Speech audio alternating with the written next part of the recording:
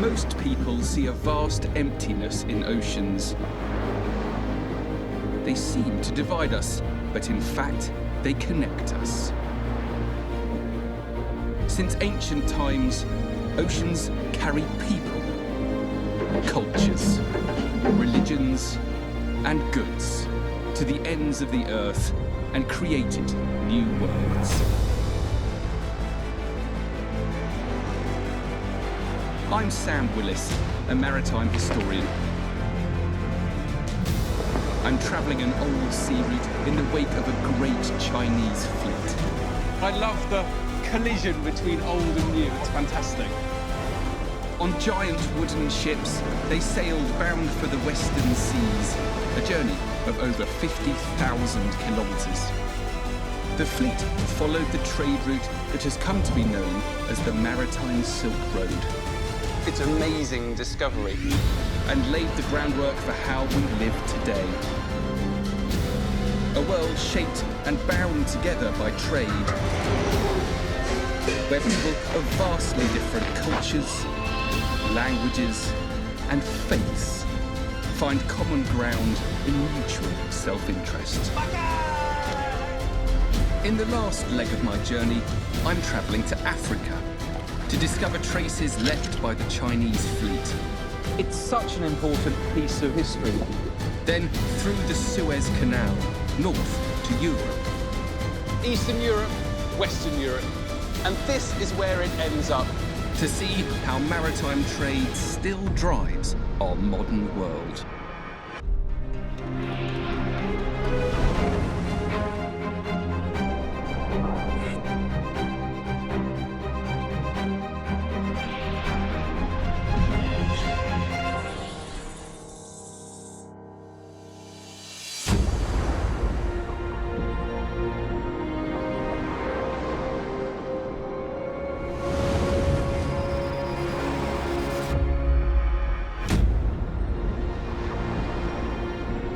The world's oceans have set the stage for great voyages of discovery and the making of great fortunes. And in their wake, they have always brought other things, including religion. Take Christianity.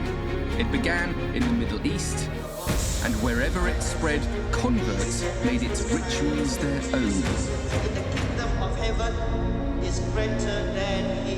And centuries later, it has become the faith of millions.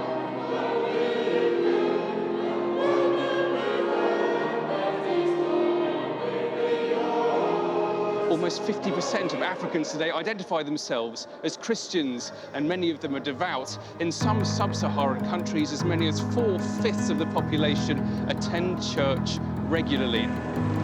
You'd be forgiven for thinking we're in Africa. But in fact, this is Guangzhou, China. In the last couple of decades, thousands of Africans have come to China in search of opportunities, and at least 100,000 have come here to Guangzhou. And something that the Chinese call special economic zone status has allowed foreigners to live and work here. These zones were established to boost trade with attractive incentives for foreigners.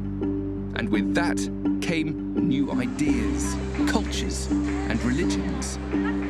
It was an experiment in globalization, and it transformed the city.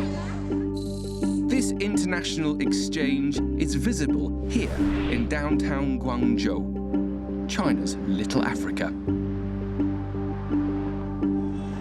I'm here to explore how the city's open trade policy continues to bring people here from halfway across the world, and what makes them stay. J'aime la Chine. Nativa Boyoka is from the Congo, but has lived in China for the last 6 years. She makes a living selling cosmetics. Quand je finis l'université, j'ai demandé à mon papa si il peut m'aider à quitter le pays. Parce que je voulais voir aussi comment ça se passe à l'extérieur de mon pays. Dès que j'ai introduit mon passeport à l'ambassade de Chine, j'ai eu le visa facilement. Et je suis arrivée ici. Nativa knew no one here except her sister. But these days, she's made friends and settled down to life in this once strange land. 今天打扮特别漂亮，我都认出来了。谢谢。真的，我都认出来了。 Does he work with you? Yeah, il travaille dans mon shop, il m'aide à faire le vitre pour classer mes produits. Oh, okay. Mais, 你好。你好。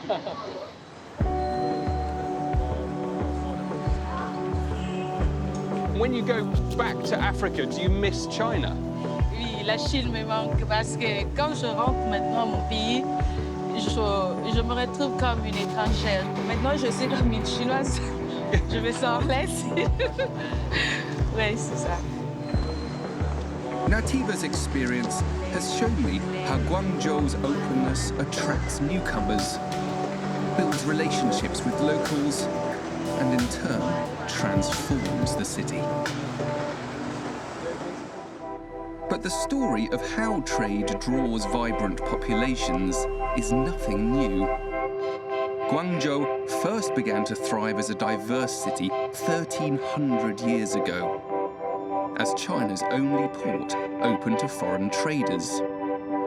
And if trade influences migration, well, migration also influences culture.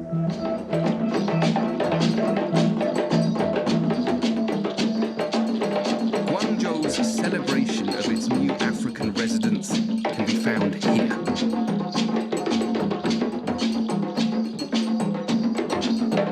The Fiesta Djembe Club was founded by Jet Lan, a doctor.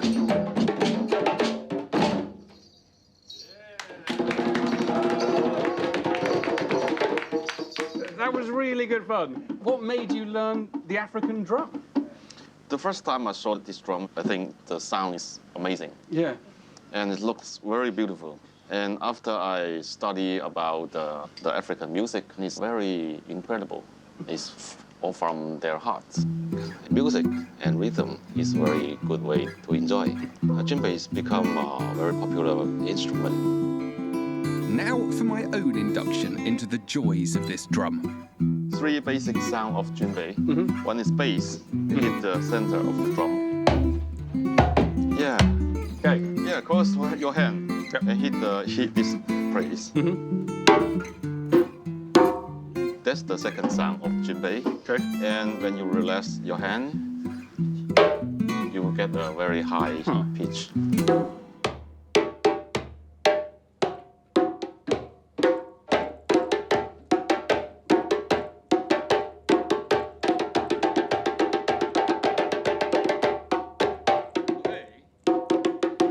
Let's play together.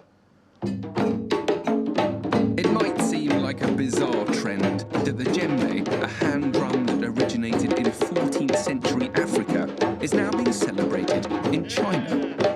But coastal cities have traditionally been early adopters of new ideas from abroad.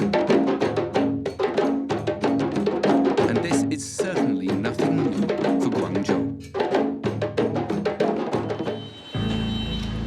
Links between China and Africa are documented from the city's earliest years as a cosmopolitan port.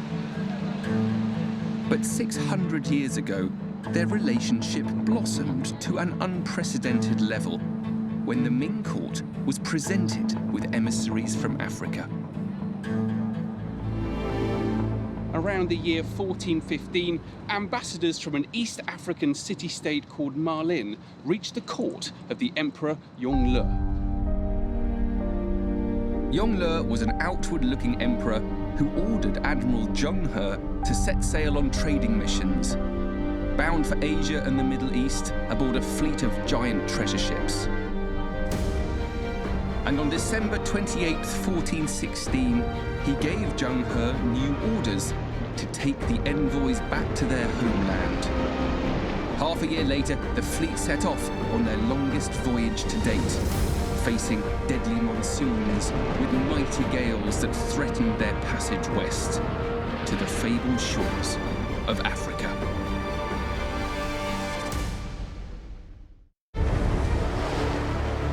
The great treasure fleet of the Ming Emperor Yongle, composed of the largest ships of its age, set sail from China in 1417.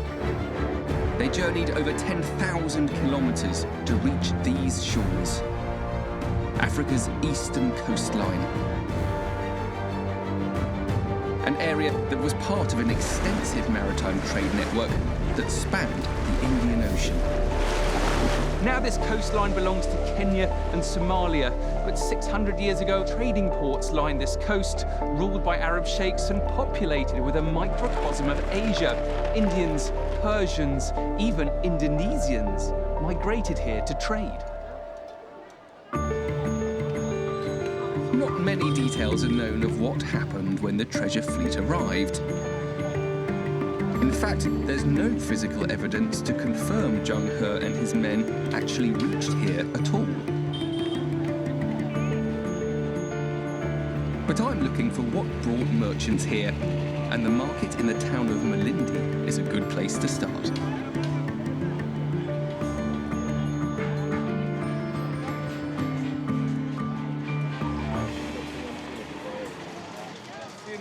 If you'd have walked these streets 600 years ago, they'd have been awash with luxury goods from the African interior. Gold from the mines of the country we now know as Zimbabwe, ivory, rhino, horn, tortoiseshell, ambergris, and of course slaves. And they'd have been just one part of a very diverse stream of humanity. These bazaars were the meeting point of continents. It would have been quite a sight. And this mashup gave rise to something amazing. An entirely new language and culture. Over 9 centuries, indigenous African, Arab, and Indian traditions merged to form Swahili, a name which actually comes from the Arabic word for coast. Malindi's international heritage reflects how it was an important trading hub, so important that they sent out ambassadors on diplomatic missions. But what happened when the Chinese treasure ships arrived is not well understood.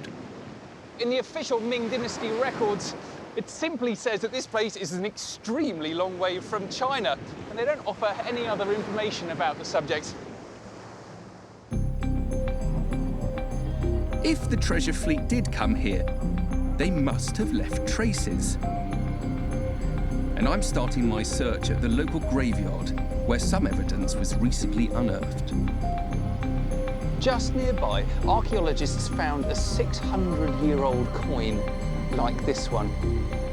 One of the most profound effects of the Chinese voyages to the West is that Chinese coins began to be used as a medium of exchange, particularly in Asia. It has the markings on it of Yongle Tongbao, after the Emperor Yongle, who sent Zheng He west with his treasure ships.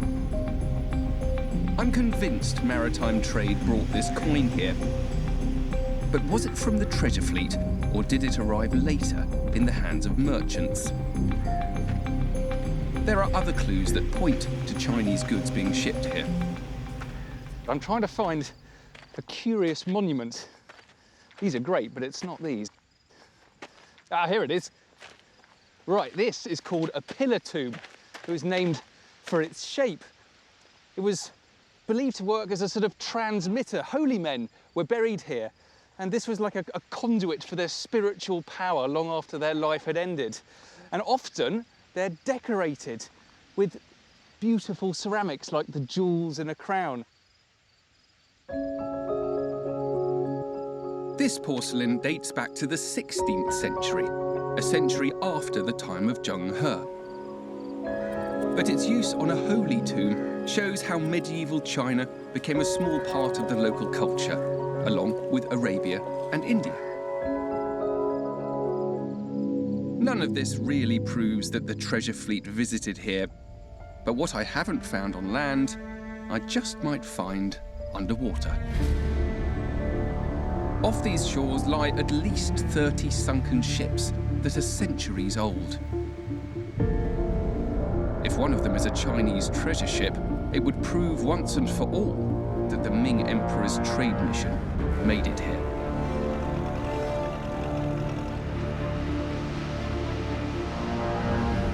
Caesar Beta is Kenya's one and only underwater archaeologist. He's taking me to what he believes could be one of Kenya's oldest wrecks. This was discovered by a local fisherman. So whenever they go every day to fish, to collect, lobsters and all that, they found the shipwreck and they came to tell us about it. So you can imagine the excitement of, yes, this is it.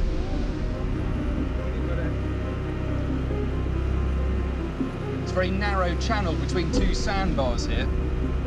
Hope we don't run aground. Some people might imagine that shipwrecks happen on the open sea, but most actually occur within sight of shore. Zebado. Huh? You're almost there. Okay. Yeah, you're almost there. But finding a wreck is a bit like finding the proverbial needle in a haystack. So stage one is trying to find the wreck. Again, there should be a buoy marking it, but we can't find the buoy. Find the buoy, find the wreck.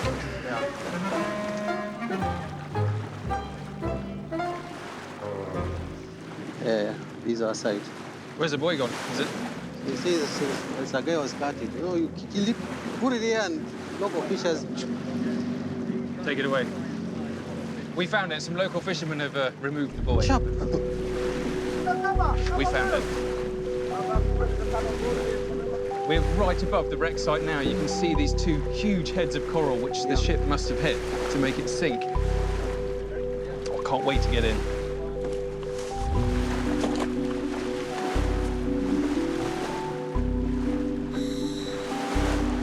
Right, this is it.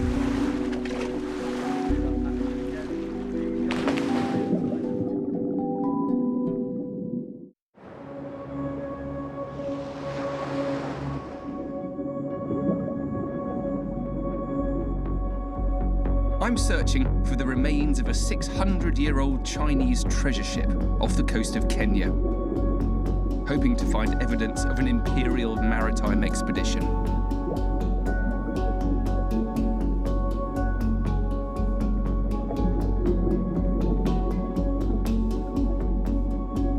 First, I find some porcelain.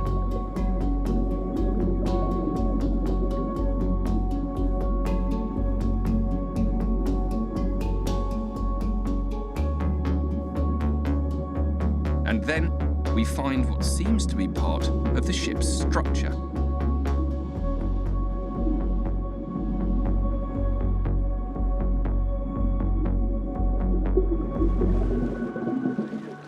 That piece of wood that we were excavating, which part of the hull did that come from? That's one of the ribs. Ah, okay. It's a rib. Holding it up like a wine glass. Yeah, they are very thick. That tells you that the tradition of the shipwreck is very ancient, because as we move to the modern times, the timber tended to get smaller. Caesar can't yet say for sure where this ship came from. Do you think there's a Chinese ship out there somewhere? Definitely, I believe there are Chinese shipwrecks around. The Chinese are among the first people to land before the Europeans came to this coast. And the Chinese ships were huge, So this would be like, wow, it's a discovery. It will be a major discovery for the world. Caesar is confident it's only a matter of time before a Chinese ship is found. But archaeology isn't the only kind of evidence out there. I'm travelling from Malindi, 160 kilometres up the coast, to meet a family that might be able to offer a lead about the Chinese fleet on the island of Pate. And it all comes down to a local legend. Hundreds of years ago, some Chinese sailors were stranded here after a shipwreck. Now, the local inhabitants, as you might expect, are descended from African, Indian, and Arab ancestors, but some of them also have Chinese heritage. Jambo. So I've heard a story that you've got Chinese blood in your veins. Si família latina. Baraka Badishe's family lore tells how she's descended from a Chinese castaway. Nilisikia kwa wazazi wangu wakinoa wakamba hawa machini na alipozaa ye mamangu jina lake akaisha Safina, maana ndio hiyo mashua iliyookoa jahazi iliyookoa. May I have a look? The story comes with proof of sorts. An heirloom she believes is an old Chinese teacup. Sasa hiki kitu kilikuwa kina mamangu, alikipacha kwa kwanza kwa mababu zake. Sasa alipokuwa na mimi kwa mkubwa kana basi kitu chako tezea kama kitu niwe nacho. That's magical. Baraka tells me how, in 2005, Chinese researchers tested her DNA and told her she was part Chinese, which of course also affects her own children. How does that make you feel? Are you quite proud to be part Chinese, to be a bit different? Why not? I'm proud. We are monk from Chinese blood. Yeah. So we are happy. Are you now famous in the village? Yeah. Famous. Other people, Chinese. Once they call, even my sons, they ask, why, Chinese, come. That's brilliant. It's clear that some of the islanders feel a connection to the legend of Chinese mariners from long ago. And the island holds another tantalising clue, dating back to the time of the Great Treasure Fleet, some 600 years ago.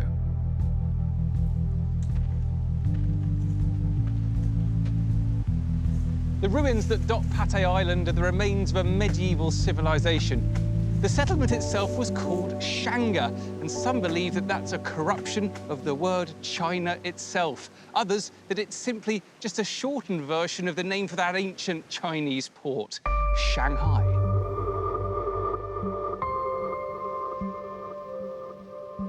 I'm meeting a local resident and amateur historian, Mansour Ilayatman, who's taking me to a special spot with an intriguing tale.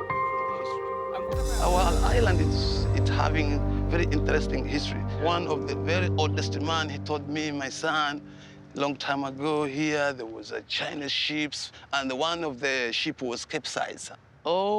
This area, if we try to walk, we will see some little pieces. Okay. Yeah. So I'm looking for some pieces of Chinese pottery. And this is No the one. way. Yeah. I didn't believe him. But it's true. Oh my God, that's amazing. Look, there's more. Yeah, we still have more. You got a piece? Yes. He said that it was all kind of broken up and littered around in this mangrove, and I was a bit suspicious. But I've been here less than a minute. And there are still pieces inside the water. Here we go. Why is all this here, do you think? Is this a channel that leads to the sea? Yeah, this is the channel. There was no mangrove before here, but they started to grow now, yeah. So this used to be the shoreline? Yeah, the shoreline. Right.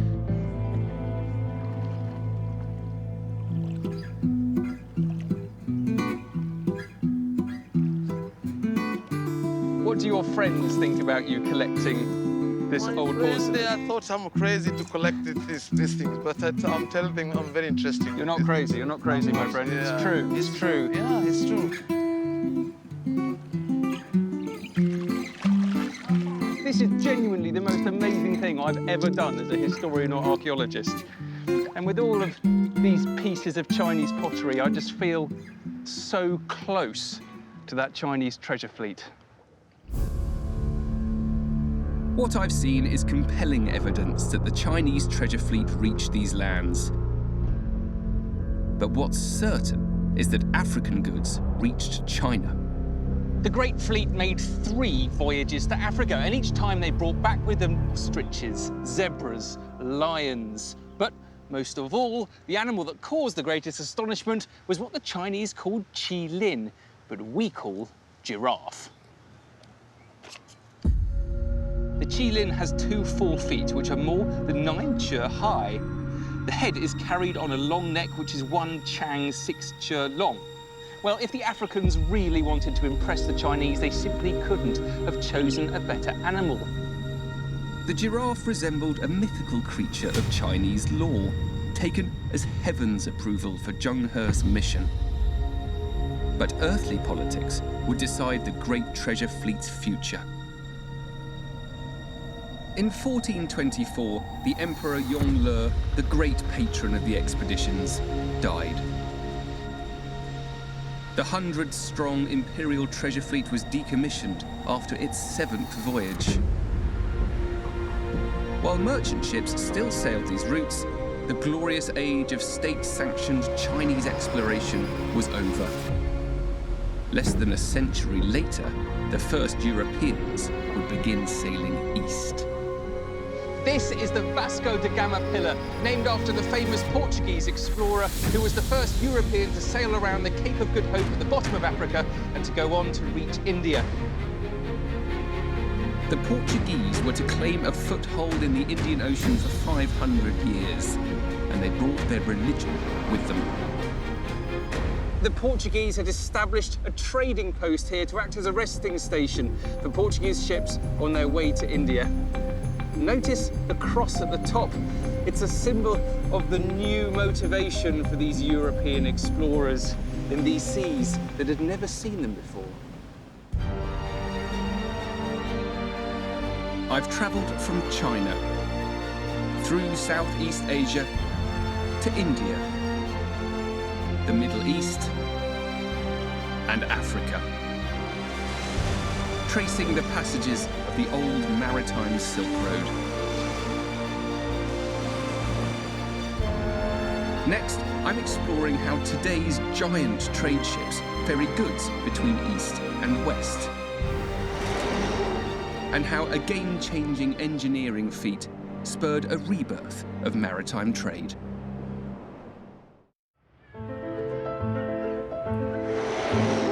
I'm exploring the history of exchanges between East and West. And perhaps nowhere is more pivotal to commerce in the modern world than this corner of Egypt. The site of one of the greatest human achievements, to conquer nature for the sake of trade. The Isthmus of Suez. It's a very narrow stretch of land, just 160 kilometres wide, which divides the Mediterranean on one side with the Red Sea on the other. It's been used for centuries by traders as a stepping stone for their goods. They would arrive, transport them on camels across the isthmus, then load them up on the other side. But now, of course, we have the Suez Canal. Every year, 17,000 ships, a tenth of the world's sea trade, passes through here, carrying over 300 million tons of goods. A 200-kilometre shortcut through the desert, the canal shaves nearly 9,000 kilometres and 14 days off the journey between East and West. It took a decade to build and was opened in 1869, when it measured barely 8 metres deep and in parts just 22 metres wide. Over the years, as the world's ships got bigger, the canal was upgraded until its most ambitious expansion yet.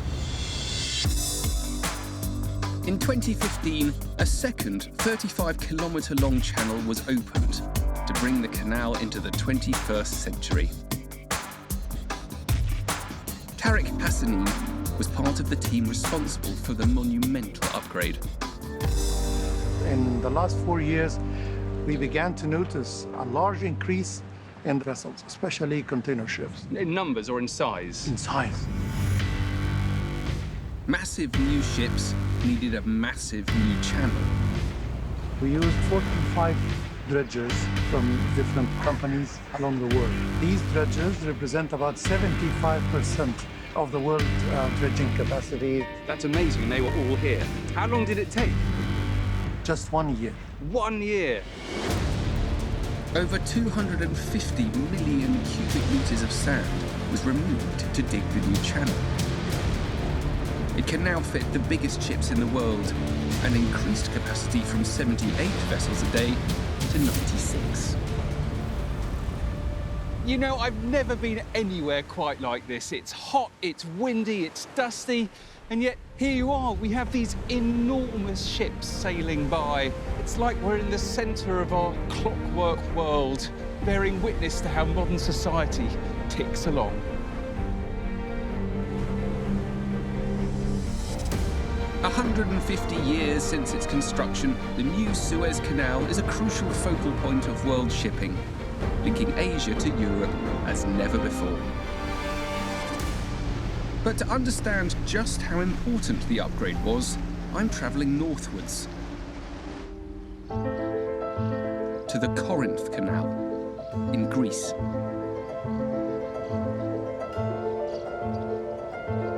It was built about a quarter of a century after the Suez Canal, but it retains the original dimensions, just 25 metres across, which for modern cargo ships is quite a squeeze. There's one coming now. The 130-year-old canal is impassable for today's larger vessels. But it once linked Western Europe with Greece's largest port, now being upgraded to reclaim its position as the gateway to Europe.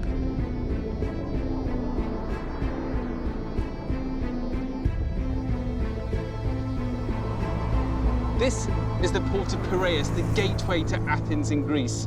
And it was said that in ancient times you could get anything you wanted at the port of Piraeus. And looking at all of these containers here now, I think the same can be said of today. 2,500 years ago, this port was a centre of Mediterranean commerce. Since its economic downturn, it has been a growing lifeline for the Greek nation. I'm going to find out about a new push to expand and upgrade its facilities, including a recent €500 million Chinese investment.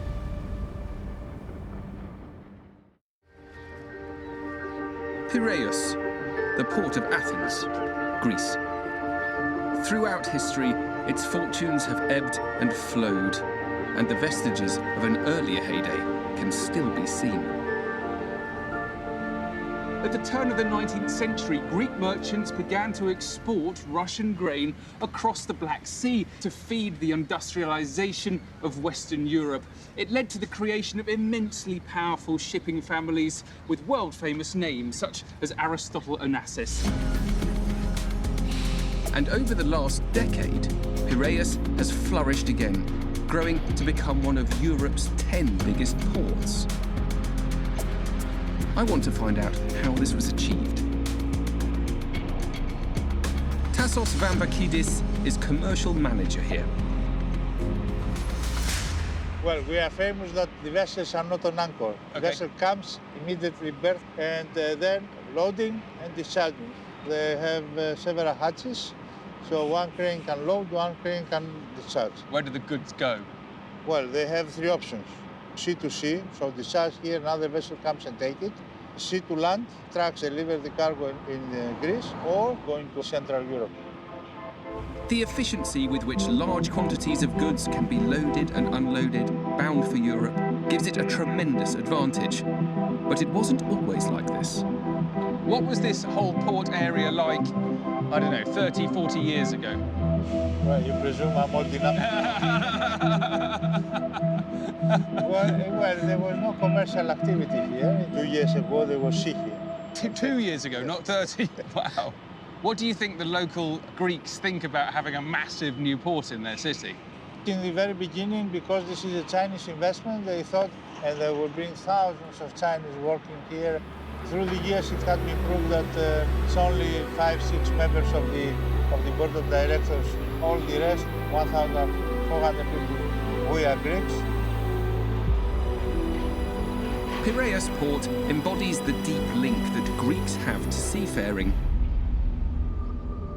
But what few people know is that shipping played a surprising role in the nation's ancient temples. Stone columns are icons of the country's long history. But it's thought that the skills of Greek masonry were first honed by shipwrights. Southwest of Athens lies the Peloponnese Peninsula, seat of the ancient Corinthians. Now, they soon realised that they could use their tools of shipbuilding to work the porous limestone of their native land. This, of course, was an important step in the Greeks being able to build beautiful stone monuments like the Temple of Apollo behind me. And they, of course, influenced architecture and ideas across Europe to America and beyond.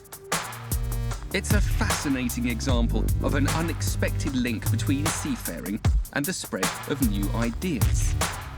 Once released on the world's oceans, there's no telling where those ideas will wash up and evolve into something else. But there's another commodity in this rugged countryside that has travelled across the globe.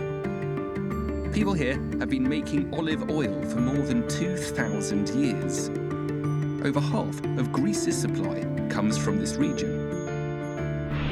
I'm heading to an olive grove on the Peloponnese Peninsula's western tip, near the town of Ermioni, to meet a man who's marketing this age-old product to brand new customers. You hold it with one hand and you can cut it over here, yes. There we are. Perfect. How old is this tree? How long has this place been here? Let me ask it. How old are you? It says approximately 60 years old. Do they learn to speak quite young, or does it take a long time? It takes you a lot of time to learn how to understand them.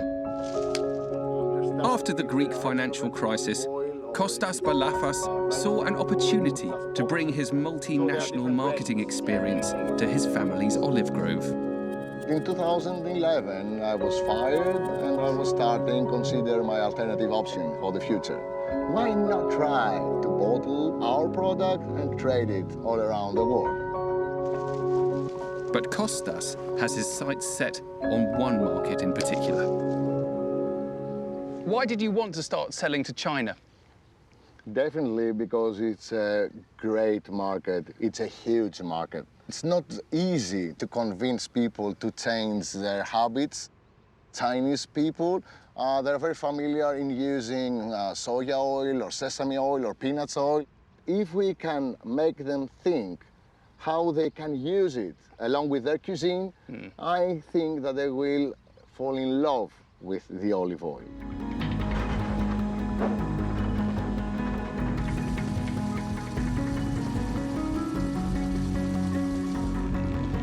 Four or 5 kilograms of olives go into making a single litre of oil.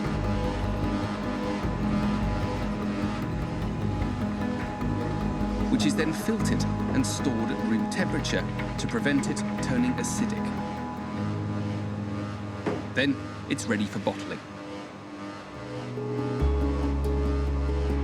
Over a third of Kostas's product is now exported to Asia, an 80% increase over the past 2 years. This box will be sent by container ship along the very same route I've travelled, back to China. There we are, just enough. Last one. Yes, this is the last. Right, bye. See you. Have a nice trip to China. Enjoy. So we put these. China has a booming middle-income population. Let's try it. You may have had this before. Okay. At over 200 million people, it's the largest in the world. Yamas!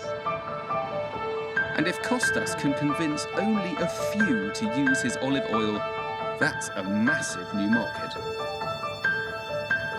You like it? Yes.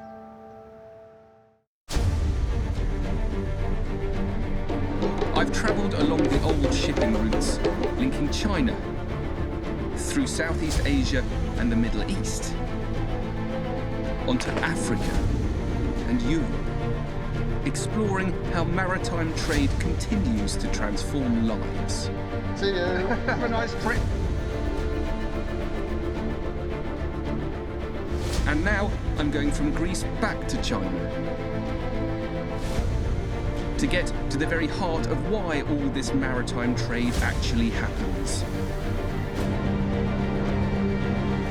After a journey of 8,000 kilometers, Kostas's olive oil arrives in the city of Nanjing.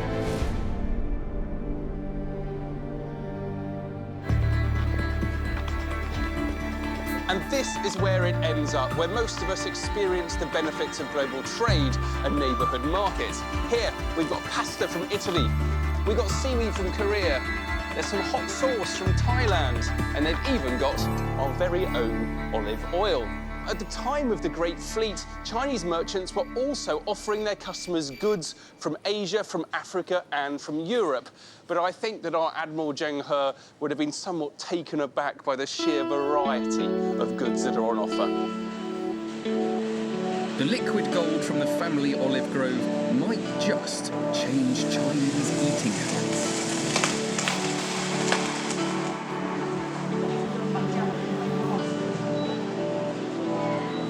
因为橄榄油很健康，我这个人比较注重健康，所以我就一直用橄榄油。年轻人上网都会，这些橄榄油的广告都很多啊，然后我们就自己去尝试啊，两个油对比啊，然后觉得橄榄油更好一些。Everything I've found on my journey can perhaps be boiled down to the story of this bottle of Greek olive oil. How the world's oceans set the stage for an age-old exchange. Carried on the backs of ships, linking distant lands, and binding together a multitude of lives, all for the fulfillment of our human desire for goods, whether exotic or mundane.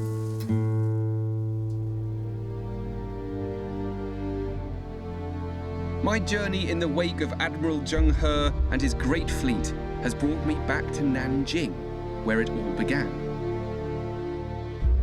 Sailing to over 30 countries, the distance they travelled was enough to circumnavigate the globe. After 28 years, his journey ended here. The 28 stone steps leading here are said to represent the 28 years of Zheng He's naval career from 1405 to 1433. And they're further divided into 4 sections of 7 to symbolise the 7 great voyages that he led. And at the top is his tomb, a lofty resting place for a trusted servant of the Ming court. Apart from one thing, Zheng He wasn't actually buried here. He never returned from his 7th voyage. In 1433, aged 62 years old, he was in failing health as he sailed home southeast from India. And somewhere in the vastness of the Indian Ocean, he died aboard ship. On his memorial are the most extraordinary verses that commemorate his life. We have traversed more than 100,000 li, beheld in the ocean huge waves like mountains rising sky high, and we have set eyes on barbarian regions far away, traversing those savage waves as if we were treading a public highway. In the following centuries, European colonialists spread out to conquer vast lands, including parts of China. But the story of the treasure ship missions has given me a glimpse into an alternative narrative. Not of conquest, but building a shared community and a future through commerce. Along the pathways of the Maritime Silk Road, whose legacy continues today.